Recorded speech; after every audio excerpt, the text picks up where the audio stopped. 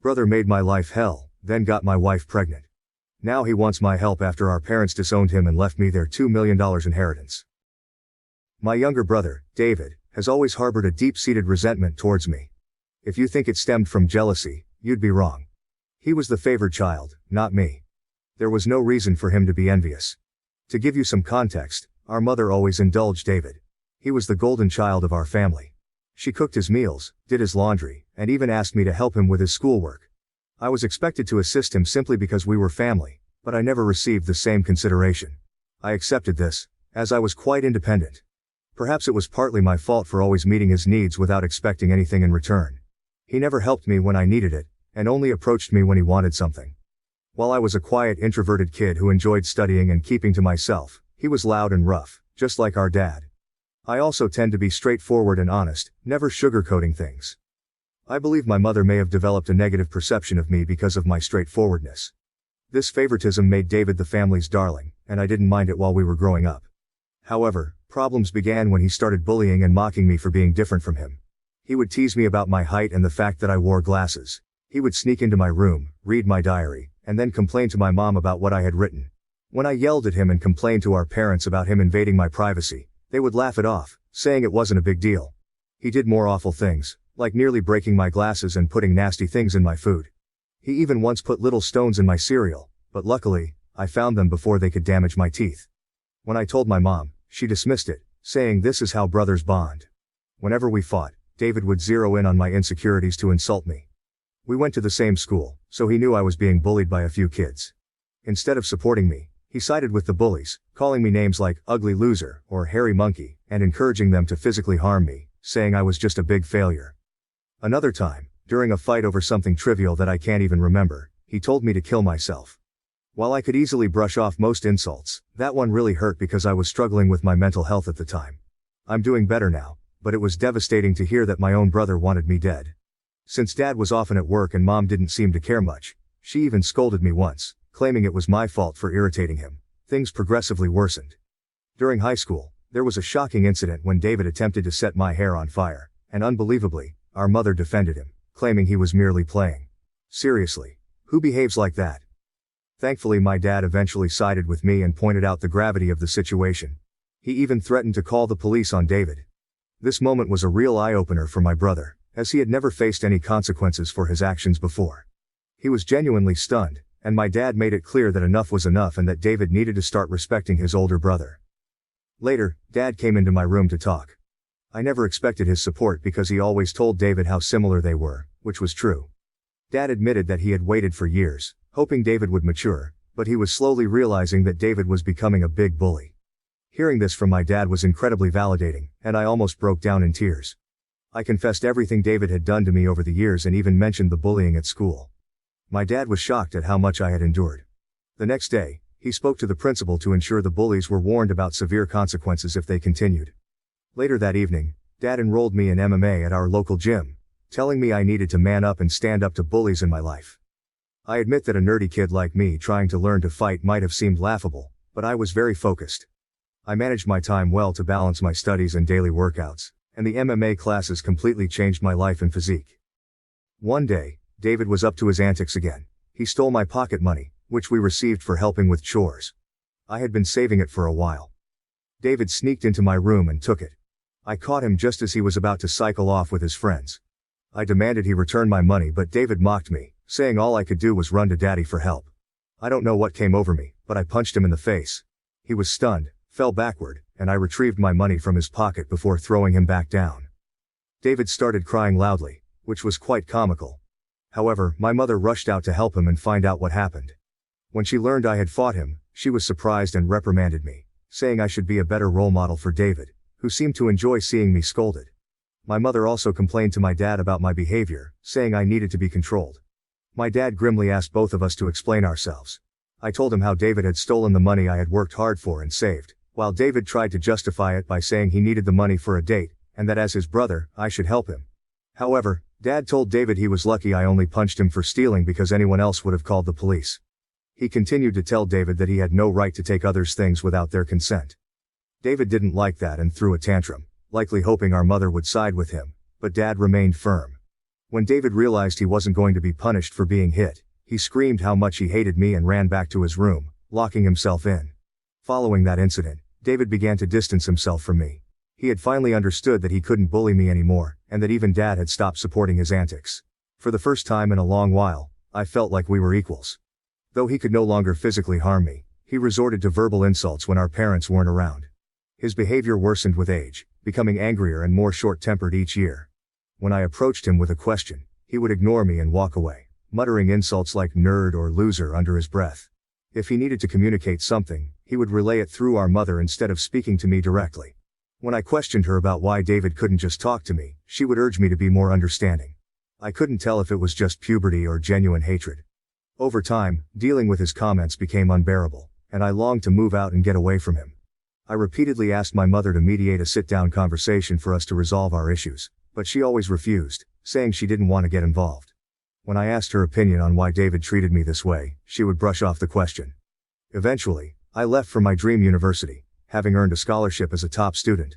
My dad threw a party for me, and even my mom seemed proud. However, David remained aloof and distant, barely acknowledging my achievements. The day I left for university was a mix of excitement for the future and relief to escape the toxic home environment. The first few months at university were liberating. I made new friends, enjoyed my classes, and started to build a life separate from the oppressive atmosphere of my childhood. The constant fear of David's verbal attacks lifted, giving me a newfound sense of peace. During my second year, I met my wife Karen at a frat party through a friend, and we immediately clicked. Coming from a religious background, having kids outside of marriage was frowned upon. However, when we discovered she was pregnant in our final year, we decided to marry right after graduation. Our wedding was a small but joyful ceremony. Our parents were happy for us, and we enjoyed the celebration. At that moment, I believed Karen was the love of my life. I had always envisioned a monogamous relationship, one woman to come home to and share my life with. Despite other women showing interest over the years, I never pursued anything because I was genuinely content in my marriage. Karen was my dream girl, and I never wanted to hurt her. However, I later uncovered 2 incidents of infidelity in our marriage. One was an intermittent affair with her married co-worker that spanned several years, and the other was a brief fling with an ex-boyfriend during a visit to her family.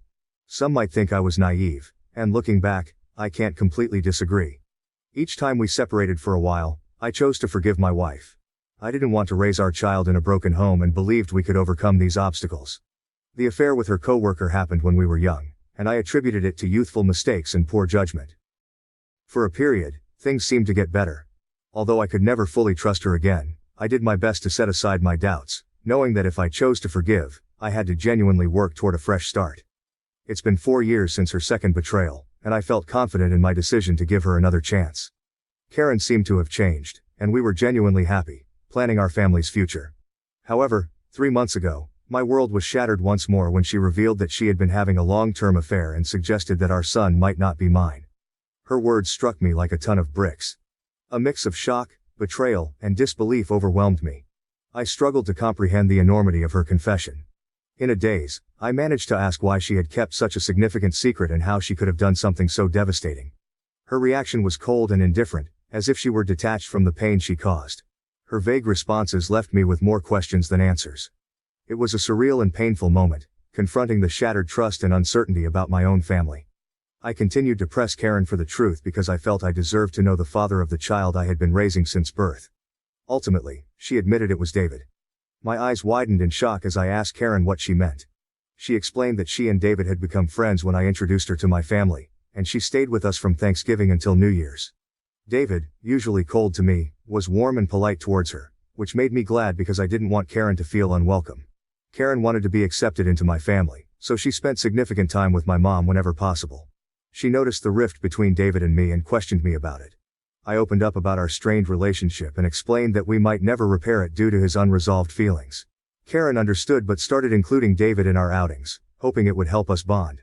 Whenever we planned to watch a movie, she invited David, and we watched whatever he chose. During this time, David and I exchanged a few words, which was an improvement compared to his usual silent treatment. I remember Karen and David hanging out and playing video games together, but I never thought much of it. Karen told me that one day, David opened up to her about his struggles and a recent breakup. Feeling vulnerable, he struck up a friendship with her. She mentioned that he would harmlessly flirt with her when I wasn't around, and eventually, things escalated beyond her control. The vision of my wife and brother sleeping together made me feel sick. Karen confessed that she felt guilty afterward and left him, which matched her abrupt decision to go home instead of spending New Year's with me. Although I tried to convince her to stay, she was adamant about leaving. When we met back at college after the holidays, she was her usual cheerful self, so I didn't question anything. 2 weeks later, we found out she was pregnant. Karen admitted she didn't know if the child was mine or David's, and with no way to prove it, she chose to stay with me, knowing I was the more dependable brother. This was why we got married. My world felt like it was crashing down. The son I loved might not even be mine. I asked Karen if she had been sleeping with David recently, and she slowly nodded. She revealed that they had always stayed in touch because their chemistry was undeniable. They would sneak off to hotels, lying to me about working overtime. She admitted that half of her business trips were actually romantic getaways with him. I asked why she married me if she wanted my brother, and Karen said she didn't want to be the one to break off the marriage. She saw me as a wonderful father to our son and decided to stay. In her words, she made a mistake and didn't know when to stop. I told Karen I was glad she told me the truth but that I was going to pack up and leave. She started crying, asking for forgiveness, and expected me to yell at her. Instead, I calmly packed my clothes. Karen insisted that if I loved her, I should fight for her and that mistakes happen in every marriage. When she realized I wasn't going to do anything, she changed tactics, saying our son would be affected by a divorce and that children shouldn't be raised in broken homes. I reminded her that I might not even be the father, which made her cry more and accuse me of being cruel. It seemed like she believed nothing could make me want to leave the marriage. Perhaps it was partly my fault for letting things slide in the past. While I did love her, it felt more like it stemmed from thinking we had a son together and had been together since college. Karen kept insisting it wasn't too late to fix things, but I struggled to believe her and had no patience left. Trust was a major issue, and her words felt hollow. Even if I forgave her, I could never forget she slept with my brother. I've always believed in forgiving mistakes because we're all flawed, but this was beyond acceptable limits. I left her crying on the doorstep and checked into a hotel. The next day, I went straight to my parents and revealed everything about my wife's affair with David, explaining how they had been secretly sleeping together for years. The shock on their faces was undeniable. True to her nature, my mother initially tried to defend David, insisting that her boy could never do such a thing to his own brother. Determined to expose the truth, I asked my parents to remain silent and let me call David in front of them. I instructed them to stay quiet so I could catch David off guard, making him believe it was a private conversation. When David answered the phone, I confronted him about the affair. At first he vehemently denied it, refusing to accept any responsibility. However, when I told him that Karen had admitted to everything, he started blaming her, calling her characterless. He claimed it wasn't his fault if women were attracted to him and that he was the better-looking brother. I told him firmly that I would expose him to everyone. When David mocked me, saying no one would believe me because he was the golden child, I scoffed at his arrogance and thanked him for confirming the truth, knowing our parents had heard everything. David went quiet and then spluttered, trying to explain himself and salvage his image. My mother, still in shock, demanded an explanation from David. He stuttered through a feeble attempt to justify his actions, blaming everyone else but himself and desperately trying to shift the blame onto Karen. I could see my mother, who had once been protective of her favored son, now felt a mix of disappointment and anger. In that charged moment, I felt a strange sense of vindication. For years, I had endured David's torment. Now, the truth was out, and the roles were reversed. It was David who stood exposed, his actions laid bare for everyone to see.